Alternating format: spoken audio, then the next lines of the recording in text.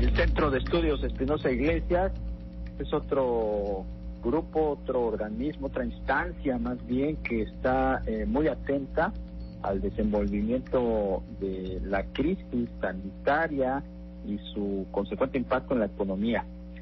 Para platicar pues de lo que se debiera hacer, de lo que incluso pues muchas cámaras y asociaciones del sector privado le están planteando al gobierno de la 4T, vamos a platicar con el director especialista en el sector financiero y seguridad social de este Centro de Estudios Espinosa Iglesias, con Enrique Díaz Infante, a quien saludamos con mucho gusto. ¿Cómo estás, Enrique? Muy bien, Darío.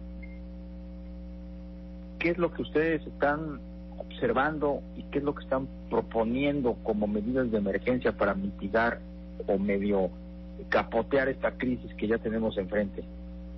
Híjole, mira, lo que estamos observando es un escenario dramático en lo económico y en lo social.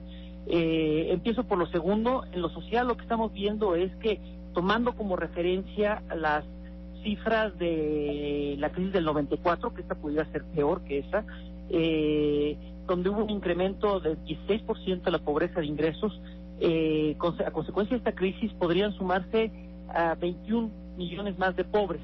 Es decir, podríamos salir de esta crisis con 82 millones de pobres por ingresos, que era como se medía en el 94. Entonces, un drama en lo social. En lo económico, pues también, o sea, los diferentes bancos de inversión,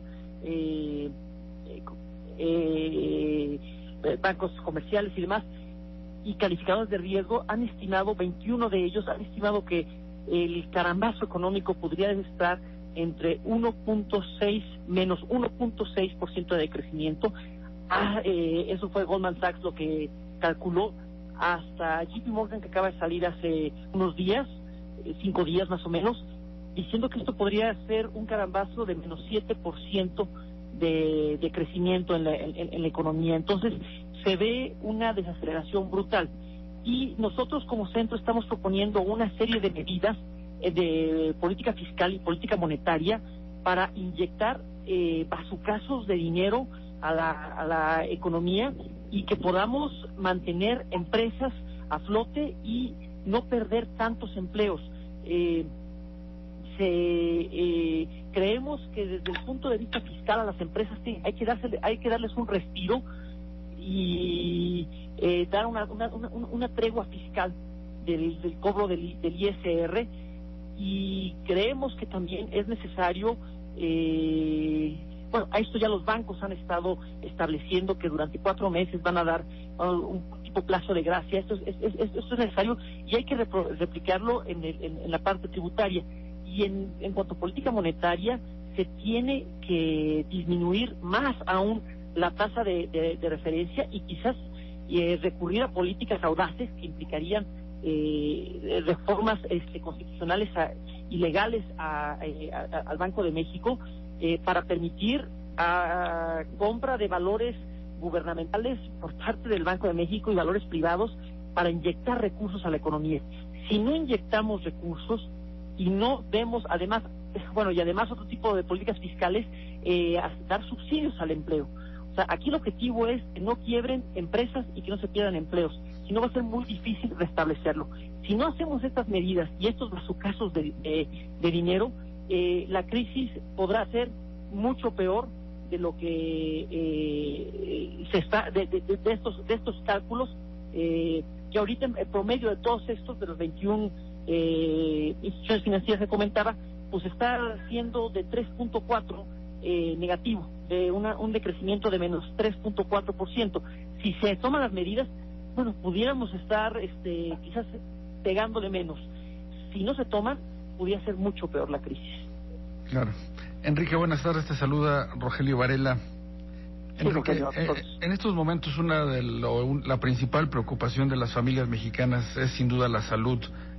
¿En cuánto tendría que crecer el gasto en salud del gobierno para poder afrontar este tema del COVID-19? Acabamos de conocer el dato de Perú, que lo aumenta sustancialmente. ¿Qué tendría que hacer México?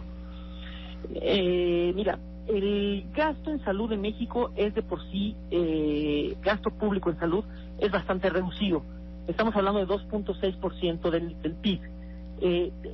Desconozco, y dependiendo de cómo vaya evolucionando esta pandemia y sus consecuencias, pues lo que se va a tener que gastar más en respiradores, en camas, en habilitados hospitales.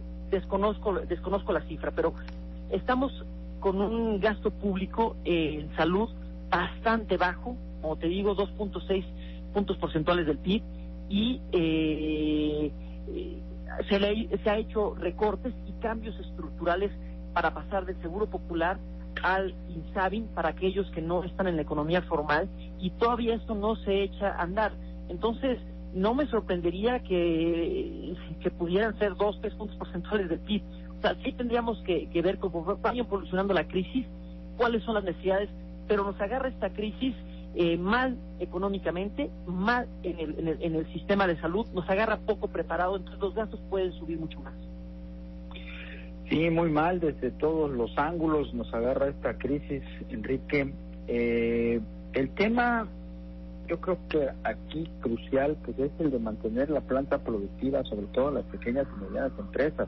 El presidente ha sido muy claro y consistente en el tema de, pues, no apoyar a las empresas y no a las grandes, a las empresas en general, en donde buena parte, pues, de la base sobre la que está sostenida la actividad económica del país, pues son pequeñas y medianas. Sí, lamentablemente, y lo digo con todo respeto, como citando un clásico, aquí el presidente no entiende que no entiende. Si se cierra la planta productiva se pierden los empleos. Aquí no es tipo Fobaproa como ha hecho el símil, donde dice no vamos a rescatar a grandes empresas. El 90%, si no es que más, 95% de la planta productiva en México son MIPYMES. Son empresas con menos de 10 gentes y son empresas que no aguantan un mes cerrado. Si no apoyamos a la planta productiva, van a ser mucho más los empleos que se van a perder. Entonces,